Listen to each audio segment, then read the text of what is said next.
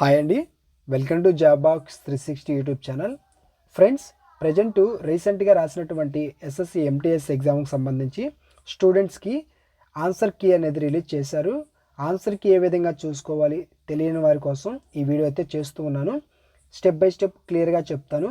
మీరు ఈ వీడియో ద్వారా ఆన్సర్ కీ ఏ విధంగా చూసుకోవాలి అనేది తెలుసుకోవడం జరుగుతుంది. ఎండ్ వరకు చూడడానికి ట్రై చేయండి. వీడియోని లైక్ చేయనట్లయితే ఒక లైక్ చేయండి. మీ ఫ్రెండ్స్ ఎవరైనా రాసుంటే వాళ్ళకు కూడా ఈ వీడియో లింక్ని షేర్ చేయండి.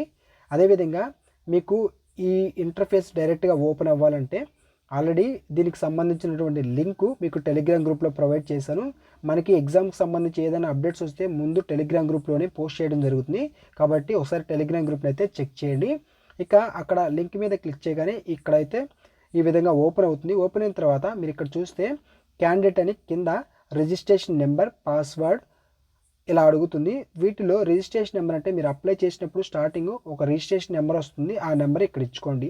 తర్వాత పాస్వర్డ్ అంటే మీరు లాగిన్ అవ్వడానికి మీరు స్టార్టింగ్లోనే ఒక పాస్వర్డ్ క్రియేట్ చేసుకుని ఉంటారు. మీ డేట్ ఆఫ్ బర్త్ కాదు, మీరు లాగిన్ అవ్వడానికి ఒక పాస్వర్డ్ ఉంటుంది. ఆ పాస్వర్డ్ని ఇక్కడైతే ఇవ్వాలి. ఓకేనా? తర్వాత ఇక్కడ ఒక క్యాప్చా ఉంది కదా, అది కింద క్యాప్చా అనే బాక్స్లో ఎంటర్ చేయాలి. ఎంటర్ చేసిన తర్వాత కింద లాగిన్ మీద మీరు క్లిక్ చేయాలి. క్లిక్ చేస్తే మీ యొక్క ప్రొఫైల్లోకి అయితే మీరు లాగిన్ అవుతారు.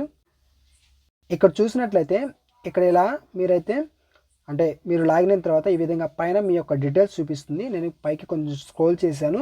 కింద చూస్తే స్టార్టింగ్ మీకు ఇలా అయితే కనిపిస్తుంది అనమాట. లైవ్ ఎగ్జామినేషన్, తర్వాత మై అప్లికేషన్స్, అప్లికేషన్ హిస్టరీ అని ఉంటుంది. వీటిలో మై అప్లికేషన్ మీద క్లిక్ చేయండి. క్లిక్ చేసిన తర్వాత సింపుల్గా పైకి స్క్రోల్ చేస్తే ఎంటీఎస్ దగ్గరికి రండి. ఎంటీఎస్ ఇక్కడ చూస్తే ఆన్సర్కి ఛాలెంజ్ అని ఉంది. సో ఇక్కడ మీరు ఆన్సర్కి ఛాలెంజ్ మీద క్లిక్ చేయాలి. ప్రింట్ అంటే మీ అప్లికేషన్ అనేది ప్రింట్ వస్తుంది. ప్రింట్ మీద నొక్కకూడదు. సో ఆన్సర్కి ఛాలెంజ్ మీద మీరు క్లిక్ చేయండి. క్లిక్ చేసిన తర్వాత ఈ విధంగా మీకు ఒక నోట్ అనేది వస్తుంది, ఛాలెంజ్ సిస్టమ్ అని చెప్పేసి. కింద మనకి ఒక బాక్స్ అనేది ఓపెన్ అవుతుంది. ఇక్కడ చూస్తే దీన్ని మీరు క్లిక్ చేసి కింద క్లిక్ హియర్ మీద క్లిక్ చేయాలి. ఓకేనా? సో క్లిక్ చేశాను. క్లిక్ హియర్ అనేది నొక్కాలి. నొక్కిన తర్వాత మీ పేరు, తర్వాత మీ షిఫ్ట్, తర్వాత మీకు పడినటువంటి ఎగ్జామ్ సెంటర్ ఈ విధంగా అయితే చూపిస్తుంది.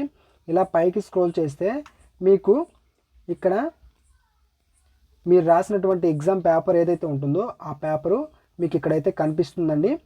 సో వీటిలో ఒకవేళ ఏదైనా క్వశ్చన్ మీరు ఛాలెంజ్ పెట్టుకోవాలనుకున్నట్లయితే దానికి సంబంధించి ఒక 50 రూపీస్ అయితే మీరు కట్టాల్సి అయితే ఉంటుంది. కట్టి మీరు మీ యొక్క ఛాలెంజ్ అనేది చేసుకోవచ్చు. దానికి సంబంధించి చూసినట్లయితే వాళ్ళు ఒక నోటీస్ అనేది రిలీజ్ చేశారు. ఆ నోటీస్లో క్లియర్గా ఉంటుంది. దాన్ని కూడా మీకు టెలిగ్రామ్ గ్రూప్లో పోస్ట్ చేస్తాను, ఒకసారి చదువుకోండి. ఓకేనా? ఇలా స్క్రోల్ చేస్తూనే మీ యొక్క పేపర్ అనేది ఇక్కడ కనిపిస్తుంది. ఈ పేపర్ని ఎలా డౌన్లోడ్ చేసుకోవాలి అనుకున్నట్లయితే దాన్ని కూడా చెప్తాను.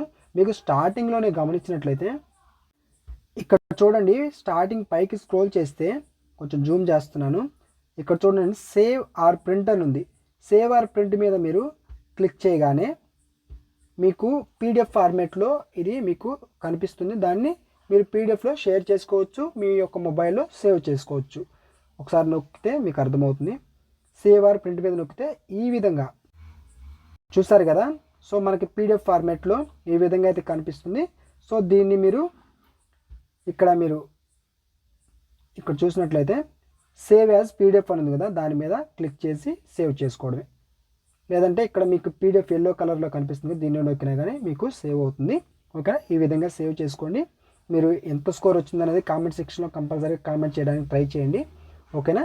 సో మీకు తెలియని వారి కొరకు చేయడం జరిగింది. స్టెప్ బై స్టెప్ క్లియర్గా అయితే చెప్పాను.